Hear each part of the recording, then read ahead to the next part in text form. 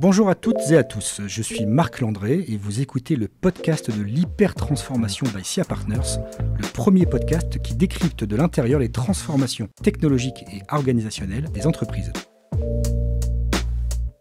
Tous les mois, nous recevons un dirigeant d'entreprise qui prend le temps de revenir sur les grandes étapes de son parcours, personnel et professionnel, mais aussi d'analyser les enjeux structurants de la transformation de son entreprise.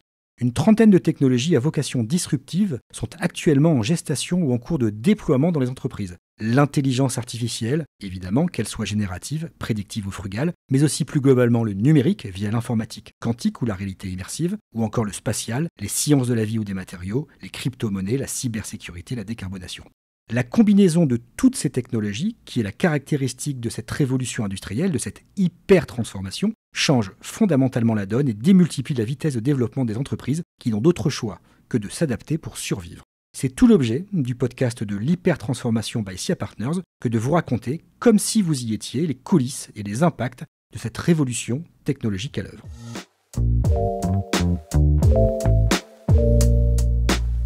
Aujourd'hui, nous avons le plaisir de recevoir Olivier Duhat, entrepreneur, cofondateur et ex-CEO de Webhelp, numéro 1 européen et numéro 3 mondial de la relation client, désormais vice-président du board de Concentrix, entreprise américaine avec laquelle Webhelp a fusionné il y a un petit peu plus d'un an. Je précise que Concentrix est le leader mondial du secteur de la relation client, avec 400 000 collaborateurs dans le monde et 10 milliards de dollars de chiffre d'affaires. Olivier Duhat, bonjour. Bonjour Marc. Merci d'avoir accepté d'être le premier invité du podcast de l'hypertransformation by SIA Partners.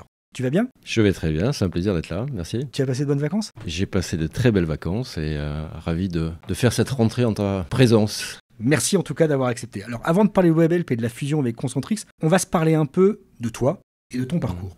Tu vas parler un petit peu de toi et de ton parcours. Alors t'es né à Dax il y a un peu plus de 50 ans, tes parents étaient marchands de chaussures et tu as fait Subdeco Tours Poitiers et commencé ta carrière dans le conseil. Pourquoi avoir eu envie un jour de créer une entreprise ? Pourquoi avoir eu envie de créer Webhelp ? Est-ce que ça te démangeait ? L'entrepreneuriat te démangeait ? Je pense qu'effectivement, l'entrepreneuriat me démangeait.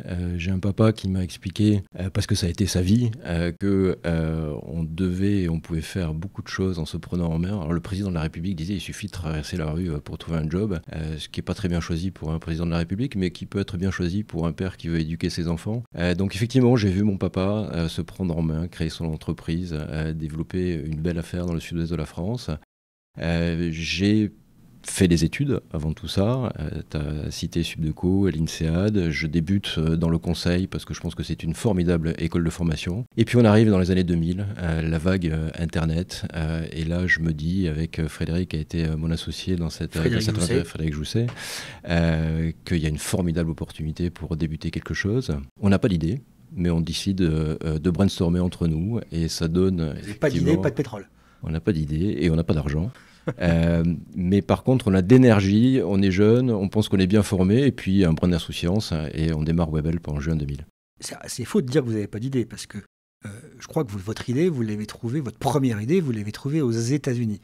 Vous vouliez importer un concept vu aux États-Unis en vous disant... On va créer, grosso modo, un moteur de recherche sur Internet à assistance humaine. Il y a 25 ans, c'était avant l'intelligence artificielle. Mais ce n'est pas tout à fait ce que vous avez fait. Non, Google n'existe pas. Le processus de recherche sur Internet est très compliqué à l'époque. Et effectivement, avant de vouloir copier une entreprise dont on n'avait pas du tout la connaissance, quand on a commencé à travailler avec Frédéric, on s'est dit il faut qu'on aide en fait les gens dans ce processus de recherche. Internet est une formidable bibliothèque.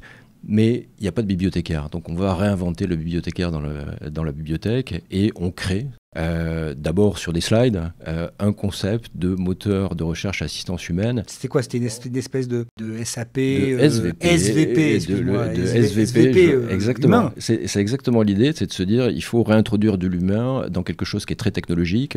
Donc, proposer aux internautes de déléguer une partie de la recherche à des gens qui sont spécialisés. Tout ça avec des technologies qui permettaient de dialoguer online. C'était du B2C ? C'était du B2C complètement.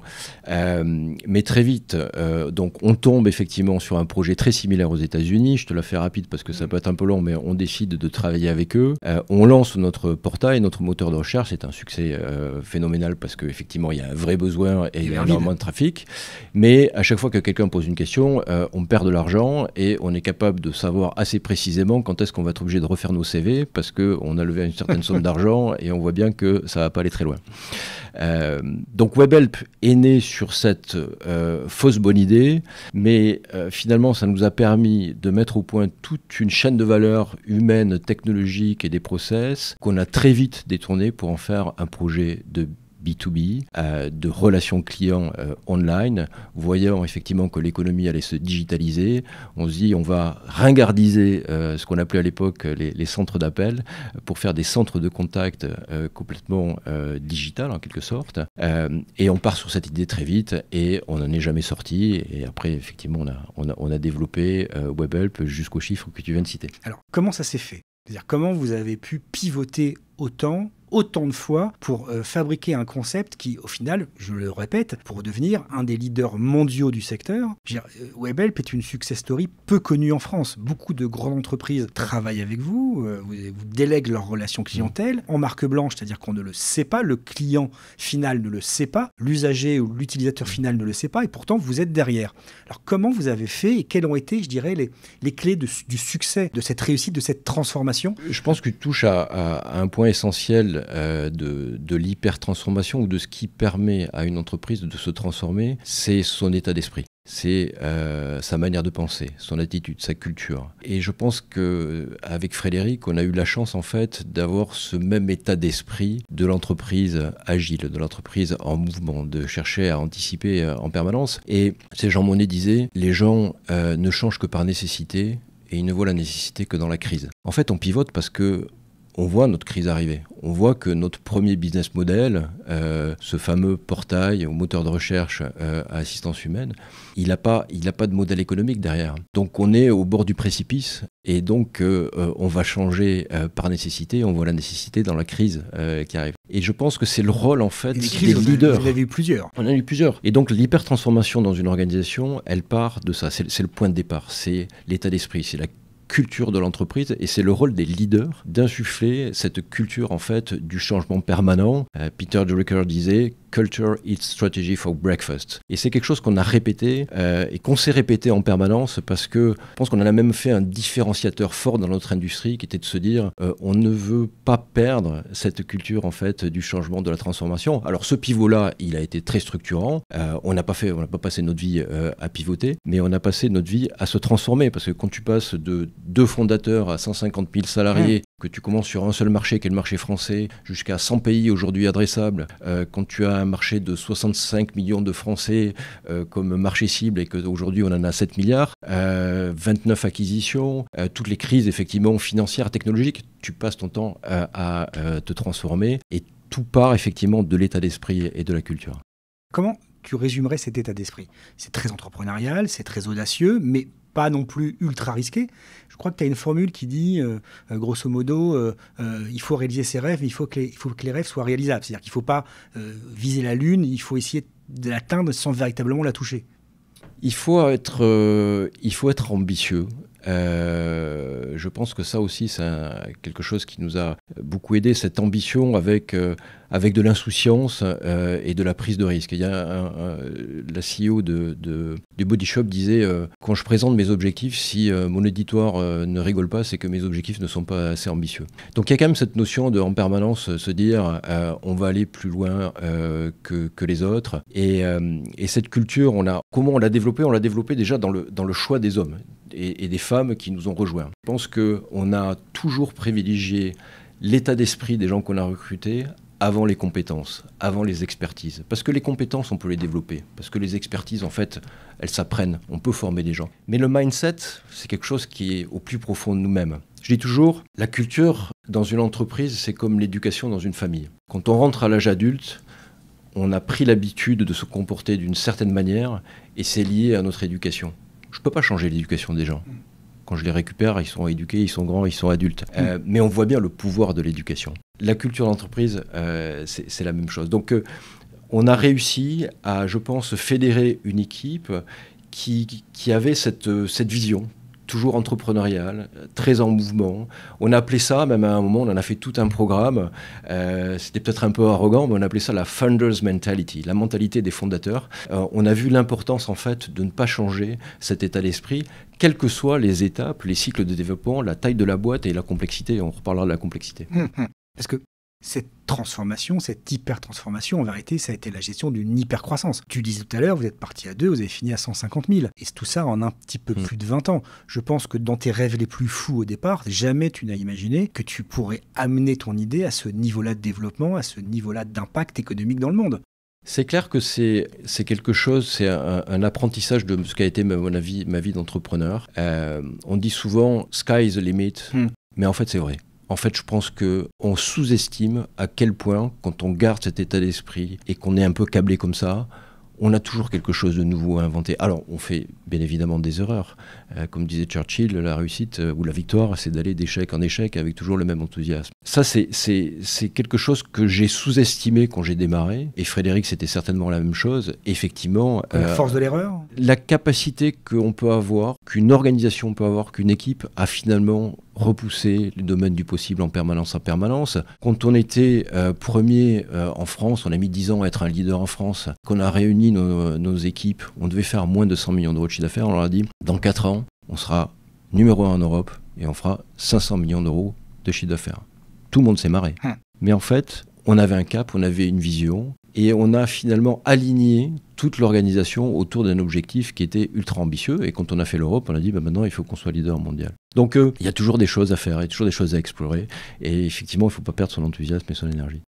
Donc la clé pour toi, c'est vraiment de garder cette culture initiale, comme tu le disais, la culture des fondateurs, et d'essayer de la transmettre aux derniers salariés recrutés ou intégrés suite, tu l'as dit, aux 29 acquisitions que Webhelp a fait au cours de C'est un enjeu, et je pense que c'est le point de départ de tout. Alors ça ne suffit pas à quelque part à assurer cette hyper-transformation. Je pense que le deuxième critère qui est important, c'est l'anticipation. C'est de se dire que notre rôle, c'est d'imaginer en permanence ce que va être le monde de demain et l'environnement dans lequel on va se battre. Et je voudrais introduire la notion de transformation subie ou de transformation provoquée. Quand elle est subie, c'est trop tard. Quand on vous dit, là, avec le développement de ChatGPT, les Generative AI, il va falloir vous transformer, c'est déjà trop tard. Il fallait y penser avant. Il faut en permanence anticiper son environnement. C'est l'histoire de l'ours et du crocodile. Donc je t'invite à imaginer un ours et un crocodile qui se rencontrent et qui se battent. À ton avis, lequel va gagner ? Mais en fait, ça dépend. Parce que s'ils se battent dans l'eau, le crocodile va gagner. S'ils se battent sur la terre ferme, c'est l'ours qui va gagner. Donc il faut savoir dans quel terrain de jeu, en fait, tu vas te battre demain. Et effectivement, comment on fait pour anticiper et pour pas se planter ? Ou pour pouvoir apprendre de ses erreurs, pour pouvoir mieux rebondir après ? Je pense que là aussi, c'est un état d'esprit et une culture. C'est une organisation qui prend le temps en permanence de faire des prévisions et prédictions sur ce que pourrait être l'avenir. Donc il faut pas que ça génère des pensées négatives, de la paranoïa et de l'inertie. Il ne faut pas faire peur aux gens, mais il faut leur dire en permanence, essayons d'imaginer en fait le pire pour nous préparer. Je pense que l'illustration en fait de cette capacité qu'on a eue à anticiper, c'est la dernière opération que j'ai menée, qui a consisté à fusionner avec le numéro 2 dans le monde. On était numéro 3, ils étaient numéro 2. En faisant 2 plus 3, on crée le numéro 1. Tout le monde était contre. C'est qui tout le monde ? La plupart de mon management, de mes actionnaires, de mes associés, la plupart des gens me disent tout sauf ça, on n'a pas besoin de faire ça. Webhelp est une entreprise qui va très bien, les taux de croissance sont spectaculaires, c'est la boîte la plus rentable du secteur. Olivier Duhat doit être en train de quelque part d'organiser son agenda personnel, mais il ne faut pas faire ça, tout sauf ça. On va faire une IPO, on va refaire un LBO. Et j'ai considéré à ce moment-là dans notre histoire que c'était important de devenir un numéro 1. Dans une industrie qui est en mutation, qui se consolide, il fallait continuer à créer un avantage concurrentiel très fort. Et c'est vrai que dans notre secteur, la taille, ce qu'on appelle le footprint aussi géographique, la capacité à avoir des expériences accumulées, être capable de gérer des entreprises dans tous les secteurs, on se crée des avantages concurrentiels très très importants. Donc je n'avais peut-être pas besoin de le faire tout de suite, mais Si je ne l'avais pas fait, peut-être que quelqu'un l'aurait fait avant moi. Et j'ai senti que c'était le moment, effectivement, d'avoir un peu raison avant tout le monde, même si on me disait à l'époque, on n'a pas besoin de faire ça. Pourquoi tu veux faire ça? C'est une perte d'influence, c'est une perte de gouvernance, c'est un changement organisationnel, c'est compliqué, on va diluer la culture d'entreprise. Pourquoi tu veux faire ça? 1 an et demi après, on voit bien que ChatGPT, l'AI est passé par là, avec des vrais questionnements sur l'impact dans notre industrie. On y reviendra plus tard, tout à fait, oui. Et on est très content d'avoir fait cette opération parce qu'on est aujourd'hui le plus gros acteur mondial, leader, avec des capacités d'investissement et d'innovation que nos concurrents n'ont pas. Donc ça faisait partie des choses qu'il fallait faire. Donc c'est un exemple parmi d'autres, mais je pense que la capacité d'une boîte à se transformer, c'est une boîte qui anticipe et qui est toujours dans la transformation provoquée et pas subie. Une nouvelle fois, je pense que quand tu commences à transformer parce que tu sens que tu n'as pas le choix, que tu es au bord du précipice, parfois c'est trop un peu tard. Mais pourtant, des transformations subies, tu en as eu. Hors antenne, on parlait du Covid, ça a été un choc, le Covid, pour une industrie comme la tienne. C'est pour ça que malheureusement, on ne peut pas tout prévoir et que de toute façon, on aura tous notre lot de transformations subies. Le Covid est un très bon exemple. Et d'ailleurs, on peut refaire le lien avec la culture d'entreprise. Ce qui nous a sauvés pendant le Covid, c'est la culture d'entreprise. C'est pas les process, c'est pas le livre blanc que j'avais écrit, parce que je l'avais pas écrit, sur quoi faire s'il y a une pandémie et qu'on est obligé de repartir en shutdown. Et ça n'existait pas. J'avais pas du tout prévu ça et je pense que personne n'avait prévu ça. Par contre, quand on a annoncé en Espagne, en Catalogne, là où j'avais 4000 salariés dans un centre d'appel, du jour au lendemain, un shutdown, j'ai toute l'équipe qui a, en 48 heures, pendant un week-end, nuit et jour, recréé une structure de centre d'appel à domicile. Ils sont partis de rien. En 48 heures, ils ont tout remonté. Et ça, c'est culturel. Ça, c'est à un moment donné une organisation qui décide, en fait, d'elle-même, sans directive, de s'adapter le plus vite possible, ce qui nous a permis très vite, en fait, de nous remettre en mode de production. Et on voit bien, en fait, l'impact du comportemental et de la culture d'entreprise, notamment quand on subit ce genre de tsunami et de choses qui sont très violentes. C'était très très violent. Alors, juste pour bien fixer les esprits, dis-nous ce qu'était Webhelp avant la fusion avec Concentrix, le marché, l'activité et un petit peu vos points de force. J'ai cité quelques chiffres, 150 000 collaborateurs, mais c'était quoi Webhelp? C'était quoi votre secteur d'activité précisément? 3 métiers, un métier vraiment de consulting sur toutes les problématiques de relations clients et d'expérience client. Donc là, on est partenaire des marques pour redesigner avec eux leur stratégie de relations clients. Ça, c'était un premier pôle. Le deuxième pôle, il était beaucoup plus IT, tech, développement tech. C'est quels outils et quelles technologies on peut utiliser, on doit utiliser ou on doit développer pour assurer en fait des chaînes de valeur qui vont permettre une nouvelle fois de gérer toutes ces problématiques de relations clients. Et la dernière activité, elle est une activité dite de service où on opérait en fait les centres de contact pour des grandes marques dans plein de secteurs qui nous déléguaient effectivement la relation client, c'est-à-dire que les opérateurs, les agents étaient chez nous et pas chez les clients que l'on représentait. Donc on avait vraiment 3 métiers spécifiques. Et on verra plus tard des métiers qui étaient complémentaires à ceux de Concentrix pour pouvoir créer un numéro 1 mondial qui est véritablement leader sur chacun de ces pans d'activité. Il y avait de la complémentarité géographique, sectorielle et de savoir-faire, bien évidemment. Dans ce podcast, il y a une tradition qu'on introduit avec toi aujourd'hui, c'est des questions d'extérieur. Donc la première question, elle va être posée par quelqu'un que tu connais, qui est Mathieu Courtecuisse, le CEO de SIA Partners, qui a un petit message à te faire au préalable et ensuite qui a une question à te poser.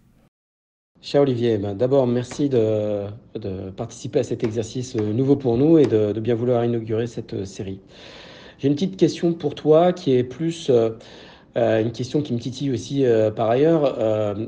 Webhelp, et grâce à toi, a eu un des parcours entrepreneuriaux les plus impressionnants en France sur ces 20 dernières années, en particulier dans le domaine des services. Et la plupart des décideurs, politiques ou autres, n'ont Dieu que pour l'industrie.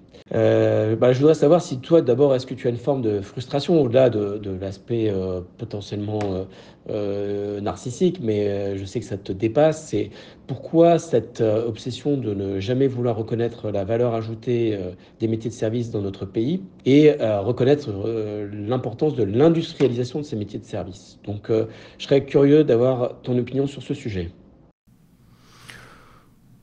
Petite frustration, effectivement, surtout parce que je trouve que nos métiers sont mal compris et sont dévalorisés. J'ai pas de frustration de ne pas avoir passé mon temps sur les chaînes de télévision, les radios. Effectivement, il y a des entrepreneurs. Oui, non, et puis j'ai pas de motivation effectivement de la petite médaille mais par contre j'ai toujours effectivement frustration, voire souffert de la façon dont on nous regardait, dont on regardait ces métiers, parce que c'est un vrai métier avec des salariés, et ils sont nombreux, tu as cité les chiffres, qui sont des gens passionnés, qui font quelque chose d'extrêmement utile dans les relations entre des marques et des consommateurs. C'est un métier compliqué qui demande beaucoup de formation, qui nécessite aussi beaucoup d'ingénierie technique et autres, beaucoup d'intelligence.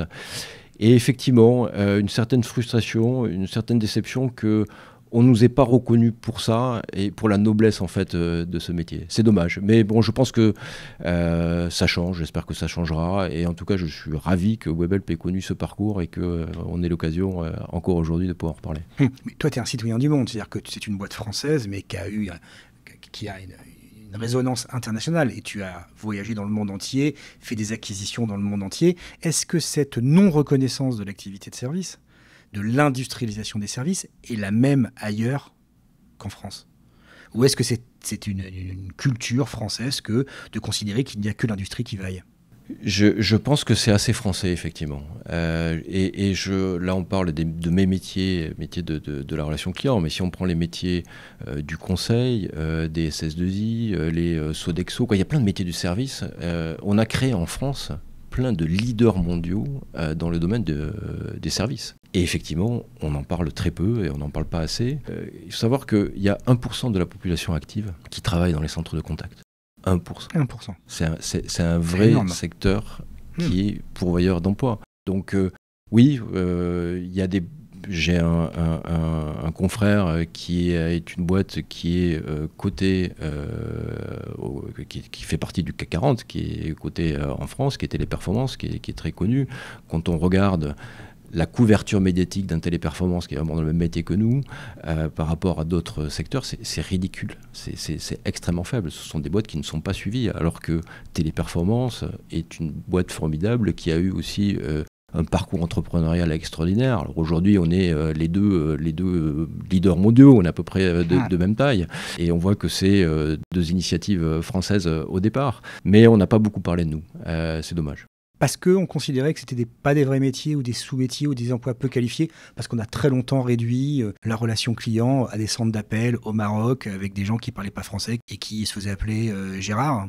Oui, parce qu'on aime les choses sur lesquelles il y a plus de visibilité, les marques, le B2C, et en général les métiers de service dits de B2B, business to business, sont pas tellement regardés, c'est indéniable. Alors, je reviens sur la fusion avec Concentrix il y a 18 mois. Pourquoi Webhelp, numéro 3 mondial, ne pouvait plus continuer seul? Qu'est-ce qui fait que dans le monde d'aujourd'hui, dans ce monde d'hyper-transformation, où toutes ces technologies dont on a parlé en introduction se bousculent pour transformer les business models des entreprises, qu'est-ce qui fait que Webhelp ne pouvait plus continuer à progresser seul comme elle l'avait fait pendant 25 ans? Non, alors je corrige ce que tu viens de dire, Webhelp aurait très bien pu continuer encore un beau parcours. La question qui se posait, c'est est-ce qu'on maximise nos chances de création de valeur future en faisant une fusion précoce, ou du moins à ce moment-là. Ouais. Voilà. Okay. Sachant qu'à ce moment-là, c'était en fonction de l'idée que je me faisais de l'avenir de mon industrie. Bon, ça vaut ce que ça vaut, mais un jour, quelqu'un m'a dit il faudrait que tu fasses plus souvent appel à ton intuition et moins à de l'analytique, parce que j'ai tendance à être très analytique. Donc là, j'ai été effectivement un peu plus intuitif, et je pense que on a créé une société aujourd'hui, donc qui est née de la fusion avec Concentrix, qui est mieux armée, pour faire face aux challenges qui sont ceux qu'on vit aujourd'hui et ceux qu'on va vivre demain. Et je pense aussi que quand on a la chance de créer un leader mondial dans n'importe quelle industrie, il ne faut surtout pas s'en priver. Et à un moment donné, il y a eu un alignement des planètes. Il y a eu le bon candidat pour faire ça. Tu l'as évoqué très rapidement tout à l'heure. On avait une complémentarité géographique parfaite. On avait une complémentarité de métier parfaite, sectorielle parfaite. Tout n'est pas parfait. Il y a des choses qui sont compliquées aujourd'hui dans la fusion parce que c'est des organisations qui ont des histoires différentes, des cultures différentes. Mais on a très très très rarement, dans une histoire entrepreneuriale, la chance d'avoir un alignement de planètes comme ça, la chance de pouvoir créer un leader mondial. Alors effectivement, ça fait un peu mal au ventre parce que quand on a été fondateur de sa boîte, quand c'était notre nom, notre marque, notre bébé, notre tout en fait, c'est une décision difficile. C'est émotionnellement une décision très très difficile. Mais je pense que l'entrepreneur ne doit jamais défendre ses intérêts personnels. Il a la responsabilité de défendre une organisation et l'entreprise qu'il a créée. Et c'était mon rôle, c'était le rôle de mes actionnaires, de mon associé, que de se dire à un moment donné, ça fait mal quelque part, mais c'est la meilleure chose à faire. Et on ne regrette pas une demi-seconde parce que tout ce qu'on avait prévu, c'est mis en place.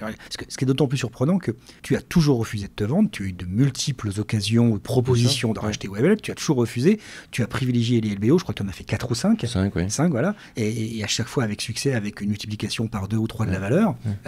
Et donc on ne s'attendait vraiment pas à ce que ce jour-là, à ce moment-là, toi, qui avais toujours dit non, finisse par dire oui, en visionnaire, en anticipant ce qu'allait être l'avenir du secteur de demain.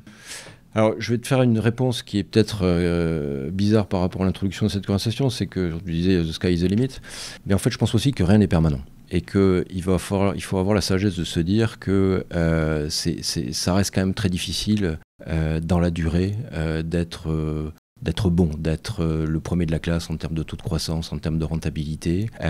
J'avais pas peur de rester indépendant. D'abord, j'étais pas fatigué. Je pense qu'on avait toujours autant d'énergie, on avait toujours autant d'envie.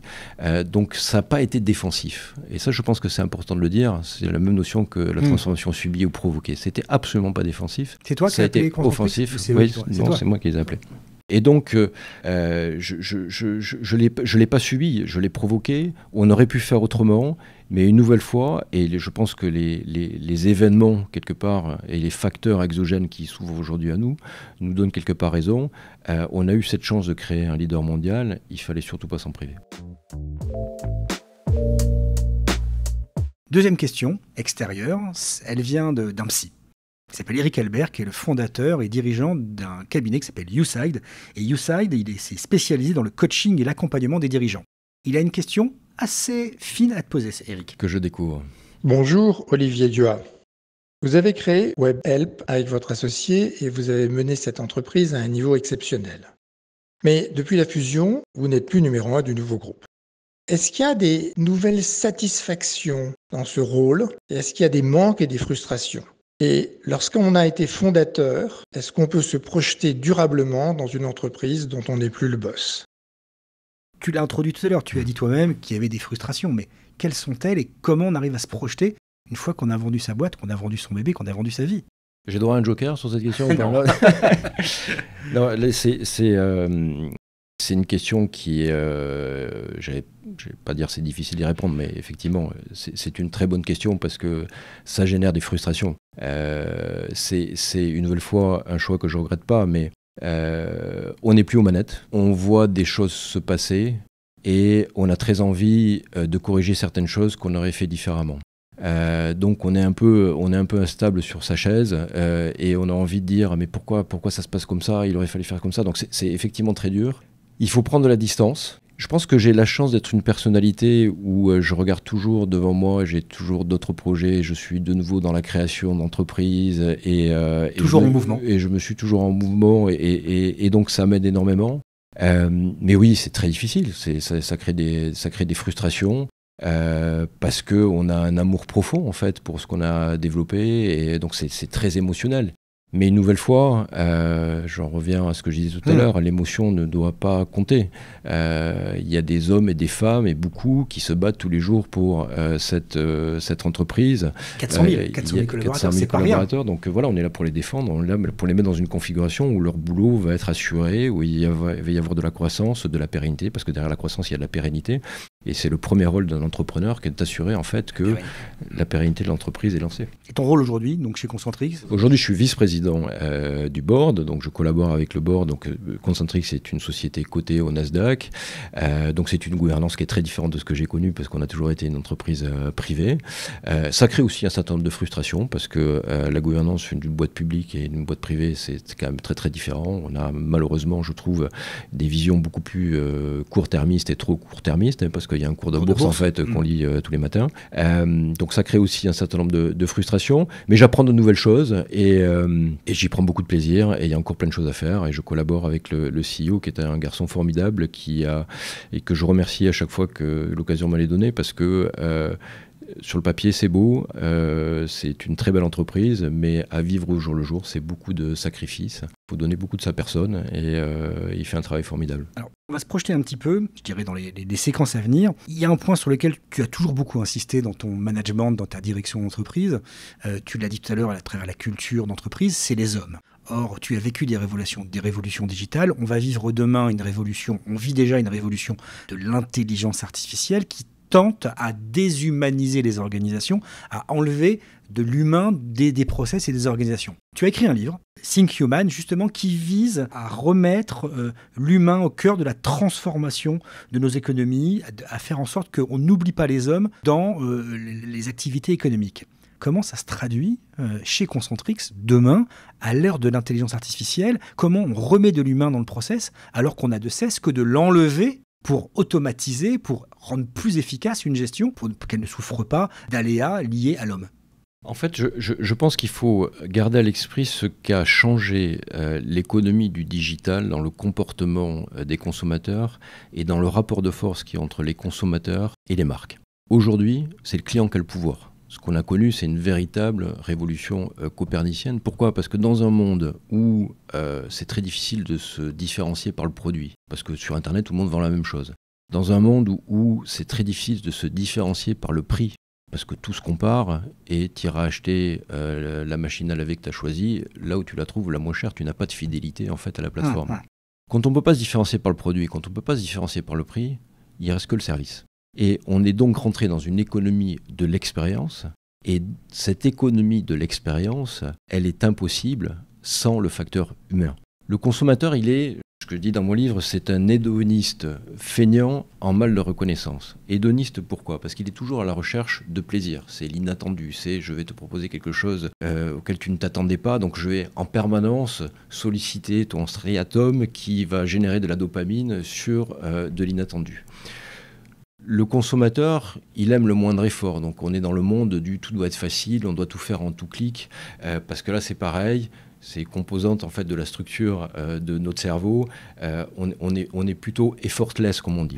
Et la dernière chose, c'est qu'on est en permanence en train de se comparer et en train de chercher de la reconnaissance, parce qu'on vit en société, donc on est dans un monde en fait où on passe notre temps en fait à se comparer. Donc il y a des marques très statutaires, il faut avoir le dernier sac de telle marque de luxe, etc. Donc tout ça n'est possible qu'à partir du moment où on installe, d'abord on a ce focus sur l'expérience client, et l'expérience client réussie, et on voit bien que la technologie, elle permet difficilement de faire passer de l'inattendu, de l'émotion. On a besoin de ce contact humain. Je dirais aujourd'hui, mais demain elle sera capable de le faire. On voit que maintenant, l'intelligence artificielle est capable de créer des émotions. Donc pourquoi demain elle ne serait pas capable de créer cette relation, cette efficience dans la relation client ? Je pense qu'elle est capable technologiquement, mais que c'est un leurre. Parce qu'on fera la différence entre Marc Landré qui vient m'interroger, qui est face à moi, je vois ses yeux, je vois ses mimiques, son sourire, sa façon de communiquer. Et si demain tu veux me faire enregistrer un podcast avec un assistant vocal qui me pose les questions, je ne viendrai pas. Parce que j'ai besoin de cette communion et de cette communication avec toi. Demain, si tu vas dans un restaurant, 3 macarons avec ta femme, tu vas y aller pour avoir une conversation, pour avoir ce rapport humain, et tu ne vas pas y aller avec un robot.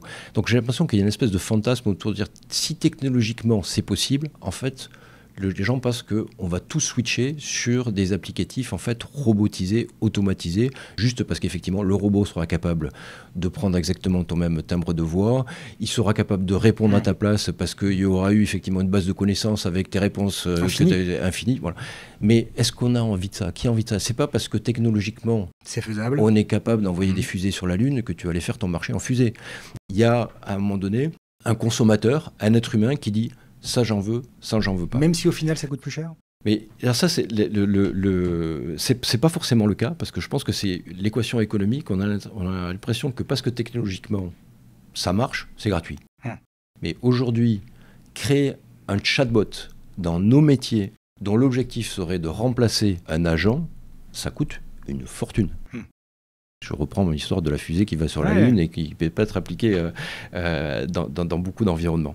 Donc il y a effectivement, à chaque fois qu'il y a une nouvelle technologie, et je ne suis pas en train de dire que l'IA n'est pas une révolution technologique, c'est une révolution technologique. Mais quand on regarde tout ce qui s'est passé, les métaverses, les NFT, le big data, on voit bien qu'il y a un engouement au départ qui est stratosphérique. Après, ça tombe. Et la troisième phase, on voit ce que va être la réalité en fait d'une évolution ou d'une révolution technologique. Parce qu'il y a un facteur sociologique qu'on ne peut pas anticiper. Qu'est-ce que le consommateur... Oui, et ça marche dans les deux sens. Ça marche dans les deux sens, c'est que parfois, effectivement, le consommateur va utiliser des choses qu'on n'a pas vu venir. Je pense que tu te rappelles l'exemple des opérateurs telco, quand on a démocratisé le téléphone mobile, on se dit c'est génial, on a tous un téléphone, on peut se parler. Qu'est-ce qu'on a fait? On s'est envoyé des SMS. Ça a été une source de revenus extraordinaire pour les opérateurs telco. Mais personne n'a vu venir le phénomène du SMS. On te donne un téléphone et tu t'embêtes à taper sur un clavier avec 2 doigts. Bon. Donc ça marche aussi dans les deux sens. Des fois, on pense que certaines technologies vont se développer et vont écraser tout. Ce n'est pas forcément le cas. Et parfois, il y a des choses qu'on ne voit pas venir qui arrivent. Donc il faut laisser un peu de temps pour voir ce que vont être les usages réels. Et ce n'est pas une nouvelle fois parce que c'est technologiquement possible que ça sera quelque chose qui est utilisé et utilisable. Alors, est-ce que tu vois ce que l'intelligence artificielle, au-delà de ce qui sera techniquement possible de faire, va apporter dans ton métier et en quel point elle va augmenter, améliorer la relation clientèle? Elle va très certainement, et c'est déjà le cas, énormément fluidifier le parcours client sur des choses qui ne méritent pas une relation humaine. Quand on n'est pas dans un grand niveau de complexité ou quand il n'y a pas une charge émotionnelle importante, parce que je pense que c'est les deux cas en fait. Qu'est-ce qui fait qu'à un moment donné, tu as vraiment besoin de quelqu'un, d'une expertise, c'est que tu es dans un cas très complexe et émotion. Bon.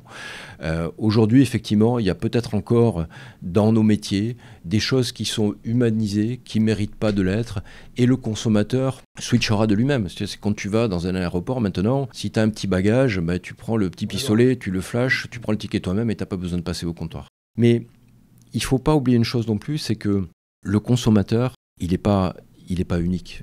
C'est des consommateurs avec des comportements très différents. Y compris en fonction des zones géographiques où ils sont. Oui, et puis le jeune de 22 ans qui sort, Bac+6, technophile, et qui est né avec un ordinateur dans sa chambre, il n'a pas les mêmes comportements qu'une dame âgée de 65 ans qui est technophobe. Et donc, il faut démoyenniser l'approche. Et je pense que ça, c'est quelque chose qu'il faut garder à l'esprit, c'est qu'il y a une complémentarité humaine, technologique, qui fonctionne bien, mais le one size fits all, comme on dit, ne marche pas. Il ne peut pas y avoir une solution unique parce que les consommateurs sont différents et donc il faut démoyenniser l'approche. Donc si je comprends bien ce que tu nous dis, demain, dans ton cœur d'activité, l'intelligence artificielle ne remplacera pas les hommes, elle va les augmenter, elle va les améliorer, elle va les aider à faire les bons choix pour répondre aux besoins des clients, de vos clients, pour trouver la réponse la plus efficace, la plus optimale, mais sans tuer le facteur humain. Bien sûr, et l'opportunité, c'est que la relation client, effectivement, elle peut coûter cher parce qu'elle est humaine. Donc ça va permettre, par ailleurs, de faire des économies et de le réinvestir sur... La techno ? Oui, donc voilà, aujourd'hui, on vit ça comme une opportunité parce qu'on apporte à nos clients, en fait, des solutions techniques et technologiques qui leur permettent de faire des économies. Ces économies sont, en fonction des marques, réinvesties sur d'autres projets qui, eux, sont peut-être plus humains. Donc, on a intégré tout ça. C'est pas un signe noir, en fait. On a présenté ça comme non, c'est le truc qui va balayer des... Et d'ailleurs, en préparant ce podcast, je me disais, finalement, des signes noirs, il n'y en a pas tant que ça. Il y en a. Alors, il y a la diligence a été tuée par le train, le Minitel a été tué par Internet, le streaming a tué le VHS et le CD. Il y en a. Mais la photo en a fait, été tuée par le numérique. Très souvent, les entreprises sous-estiment leur capacité à s'hyper-transformer. Ouais, à se réinventer. Dans le cas, par exemple, des VPCistes, je pense que la Redoute mériterait de faire ce podcast avec toi, parce que le travail qu'a fait Eric Courtail et Nathalie Ballas, extraordinaire. VPCistes, on vend sur catalogue, l'Internet arrive, l'e-commerce se développe, tout le monde leur dit, vous êtes morts.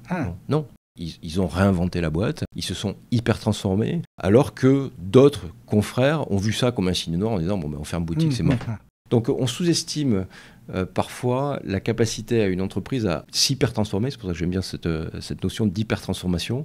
Là, on n'est pas dans la petite transformation, on est dans de l'hyper-transformation. Et finalement, il n'y a pas tant de signes noirs que ça. Ce qui est sûr, par contre, pour finir là-dessus, c'est que le temps qui nous est donné pour se transformer... il est de plus en plus court. Et de plus en plus court. Tout va très très vite. Et les investissements sont peut-être aussi de plus en plus importants. Parce que, on a vu, certes, il a fallu 100 millions pour développer ChatGPT, et avec l'impact que ça a eu au niveau mondial.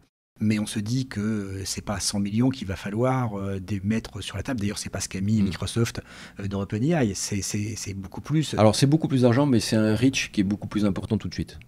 C'est une grosse différence entre le monde d'aujourd'hui et le monde d'avant Internet. Mais pour avoir un résultat plus vite, plus rapide.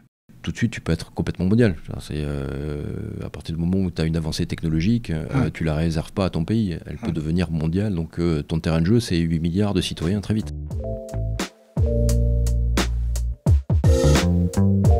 Alors, avant de conclure, il y a un dernier supplice auquel l'invité doit se plier. C'est un portrait chinois. En une dizaine de questions, revisitées par non-soin, pour mieux vous connaître, vous cerner, comprendre le dirigeant que vous êtes, que tu es.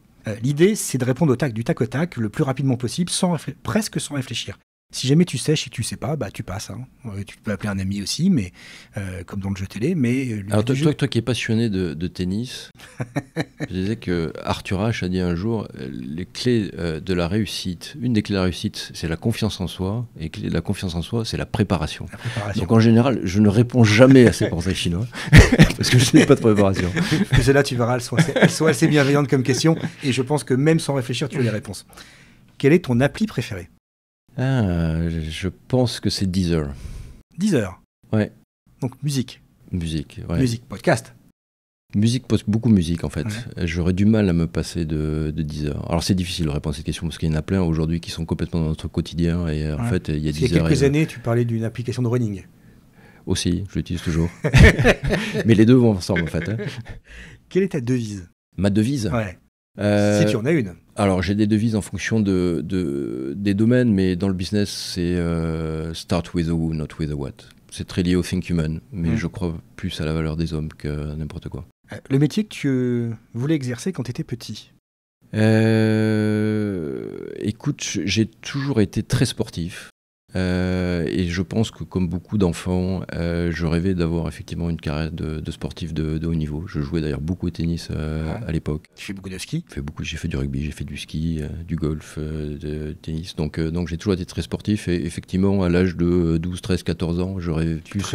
sportif de haut niveau. Oui, voilà, les études ne m'intéressaient pas trop à l'époque. Tu es particulièrement content avec les JO là. C'était merveilleux les JO en France. Je suis très fier du pays et ravi que tu me donnes l'occasion d'en parler parce qu'il y a peu de moments où on peut se retrouver comme ça. Et c'était une formidable parenthèse. D'ailleurs, je ne voudrais pas dire parenthèse parce qu'il faudrait que ça dure. Malheureusement, ça ne risonne pas durer. Mais si tu as raison, il faudrait que ça dure. Quel est l'homme ou la femme qui t'inspire le plus au quotidien ? Ma femme. Belle déclaration. J'ai la chance de pouvoir répondre comme ça. En fait. Ouais. Puis c'est la même depuis longtemps. Et c'est la même depuis longtemps.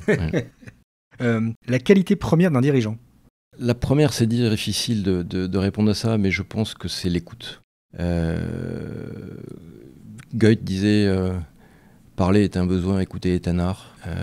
Je pense que l'écoute est quelque chose de totalement primordial quand on est dirigeant. Et le défaut dont tu n'arrives pas à te défaire ? L'impatience. Toujours ? Tu es toujours impatient ? Après avoir réalisé ce que tu as réalisé, de plus en plus impatient, parce qu'à 55 ans, tu vois que ça fait tic, tic, tic, tic, tic. Donc tout va plus vite. Le temps se raccourcit, c'est ça. Tu es plutôt OpenAI ou Mistral AI? Je suis complètement Mistral AI. Quoi, français? Par patriotisme? Par chauvinisme? Parce que j'adore cette équipe, effectivement par patriotisme, par chauvinisme, parce que je pense qu'on souffre en France de sous-investissement dans certains domaines, et donc à chaque fois qu'on a une entreprise effectivement et des fondateurs qui sont capables de se battre sur pas armes égales en fait, c'est ça qu'il faut. Il faut pas oublier une chose, c'est que quand on crée sa société en France à performance équivalente, on est 3-4 fois moins gros qu'une entreprise américaine. Parce que le terrain de jeu, il est juste c'est 65 millions de consommateurs d'un côté. Et 350 de l'autre. Exactement. Donc à performance équivalente, c'est une boîte qui fait 4 fois plus de chiffre d'affaires, 4 fois plus de rentabilité. C'est l'Europe, plus que la France. Commence. Donc c'est pour ça qu'on se bat pas. Et donc tout est lié. Après, justement, comme on a un business plan qui prend en considération le marché auquel on s'adresse, on lève de l'argent en fonction de ça. Et tout s'enchaîne dans le mauvais sens. Donc c'est très difficile, effectivement. On dit, mais pourquoi la France n'y arrive pas? En fait, c'est l'Europe qui devrait y arriver. Mais l'Europe, des startups européennes, Day One, ça n'existe pas. Très rare. L'endroit favori pour toi dans le monde pour te décompresser? La montagne. La montagne, j'aime beaucoup la nature et je trouve que la montagne offre encore des paysages absolument exceptionnels. On est plus proche du ciel, l'air y est très pur et donc tu as parlé de ski et de montagne et donc c'est de très loin l'endroit où je décompresse le plus facilement. Il y a un site particulier en montagne dans lequel tu aimes te ressourcer, aller régulièrement? Écoute, je vais très régulièrement dans les Alpes et françaises et suisses parce qu'on a la chance d'avoir un arc alpin qui est absolument exceptionnel, qui est magnifique, et qui va de la Slovénie jusqu'à Menton. Et on n'a pas besoin d'aller très loin en fait. Ton plus grand regret professionnel? Qu'est-ce que j'aime pas cette question. Je sais pas si c'est un regret, mais en fait j'aurais aimé savoir plus tôt ce qu'on est capable de faire d'une entreprise. Quand tu l'as pas appris à Subdeco? Je ne l'ai pas appris à Subdeco. Je pense qu'il y a certaines choses qu'on n'a pas osées, alors qu'on aurait dû en fait. Mais est-ce que ça s'apprend ou est-ce que ça doit se vivre? Non, ça se vit. Maintenant, mon rôle, c'est de transmettre. Je pense que, je ne sais plus qui disait, il y a 4 phases dans une vie. La première, c'est l'apprentissage, la deuxième c'est la construction, et moi je suis dans la troisième, c'est le partage en fait. Et d'ailleurs je suis ravi d'avoir du temps maintenant pour partager avec les jeunes fondateurs, les startups dans lesquelles j'ai investi. Mais je leur dis, il y a des choses que j'ai apprises. Alors je déteste jouer ce qu'on appelle le vieux con ou le vieux sage, le gourou ou l'expert, donc j'essaie de faire ça avec beaucoup d'humilité parce que chaque cas est différent. Mais oui, il y a des choses que j'aurais préféré qu'on me les dise plus tôt. Peut-être que ça aurait changé mon comportement, surtout une capacité en fait à prendre encore plus de risques. Pourtant on en a pris pas mal. Ton objectif personnel pour les 2 ans à venir? Transmettre. Continuer à m'amuser. Je pense qu'il y a peut-être une dernière notion qu'on n'a pas citée dans ce podcast qui est très importante dans la réussite d'une entreprise, et dans toutes les disciplines d'ailleurs, c'est la notion de plaisir. Et je vais trop te parler de tennis, mais je suis tombé un jour sur un interview de Roger Federer. Le journaliste lui demandait comment il pouvait être encore motivé à 40 ans. Et il lui a répondu, parce que j'ai beaucoup de chance. Je lui ai dit, mais pourquoi vous avez beaucoup de chance? Il dit, j'ai beaucoup de chance parce qu'en fait, la seule chose que j'ai envie de faire le matin quand je me lève, c'est jouer au tennis. Et en fait, j'ai toujours dit à mes collaborateurs, il n'y a aucune discipline dans le monde où on peut être numéro 1 sans y prendre du plaisir. Comme moi, j'en connais pas. Et ça a été quelque chose de très important. C'est un moteur. C'est un vrai moteur. Et j'ai souvent dit à mes collaborateurs, si vous sentez le matin que vous ne prenez pas de plaisir, c'est que vous n'êtes pas à votre place. Il faut changer de boîte. Peut-être qu'il faut changer de job dans la boîte, mais il ne faut pas que ça dure. Et tous les ans, quand je faisais les entretiens dits d'évaluation avec mes managers, je leur posais 2 questions. Je leur disais, j'ai besoin de savoir sur une échelle de 0 à 10, quel a été votre impact dans la société, c'est vous qui vous notez, et sur une échelle de 0 à 10, quel plaisir vous y avez pris. Et ce que je voulais, c'est qu'ils soient tous en haut à droite. Impact maximum, plaisir maximum. Il y a des gens qui ont beaucoup d'impact et qui ne prennent pas de plaisir. Et là, j'ai un problème, ça veut dire qu'ils ne vont pas rester. Après, il y a des gens qui prennent du plaisir qui n'ont pas d'impact. Alors eux, c'est eux qui ont un problème. Mais c'est très important, cette notion de plaisir. D'accord. Bon, on arrive au terme de ce podcast, Olivier. Merci infiniment d'avoir joué le jeu et répondu avec tout le naturel qui te caractérise à cet interrogatoire sur l'hyper-transformation de WebHelp hier et concentrique aujourd'hui. Est-ce que tu as, je ne sais pas moi, un mot de conclusion, une dernière pensée que tu aimerais partager en réponse à une question que je ne t'ai malheureusement pas posée? Juste dire que on a fini sur le plaisir. C'est ce que je veux transmettre quand on parle de l'histoire de WebHelp, qu'on parle de cette aventure qui a été une formidable aventure humaine. J'ai eu un associé qui a été une super rencontre. On a eu la chance en fait de partager la même ambition. Ça a été une formidable époque. On a recruté des gens extraordinaires. Ça a été un collectif et une histoire en fait d'hommes et de femmes quelque part qui est inégalable. Moi j'ai toujours aimé les sports collectifs. On a pas mal parlé de sport individuel, mais j'aime beaucoup la notion de collectif. Et une nouvelle fois, ce que j'ai envie de dire aux jeunes entrepreneurs, n'ayez pas peur, prenez des risques. Pas que, aux dirigeants. Et aux dirigeants en général. Ne cassez jamais cette notion de plaisir. D'ailleurs, c'est ce que j'ai dit quand on a fait avec Chris Caldwell, le CEO de Concentrix, la revue de ce qu'il fallait faire. Je lui ai dit, il y a un truc qu'il ne faut surtout pas casser chez WebHelp, c'est l'énergie et le plaisir que les gens ont à travailler pour cette entreprise. C'est culturel. Et on peut soulever des montagnes, en fait, quand on a cet enthousiasme. Et moi qui te connais depuis un petit peu plus de 15 ans maintenant, je peux te dire que tout ce que tu dis là est véridique et ce n'est pas des propos de circonstance pour répondre aux micros et aux questions que je te pose. Merci en tout cas.